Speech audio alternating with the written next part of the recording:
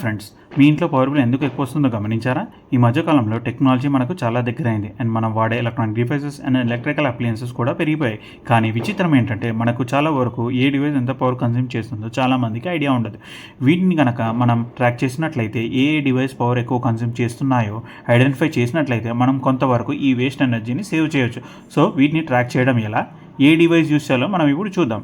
Friends, వీటిని track చేయాలంటే మనకి ఎనర్జీ మీటర్స్ కావాలి. సో నేను మీకు ఒక స్మార్ట్ ఎనర్జీ మీటర్ చూపిస్తాను. ఇది వచ్చేసి అమెక్ స్మార్ట్ ఎనర్జీ మీటర్. ఇది మనకు 6-in-1 మెట్రిక్ డిస్ప్లే చేస్తుంది. Power, units, PF, voltage, current and frequency. ఇప్పుడు చూస్తుంది మీరు లైవ్ రన్నింగ్ యూనిట్ ఇలా ఉంటుంది.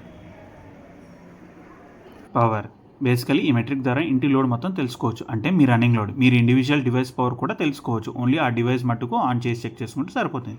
యూనిట్స్, మీ రన్నింగ్ యూనిట్స్, ఇప్పటివరకు ఎన్ని యూనిట్స్ మీరు కన్జ్యూమ్ చేశారు.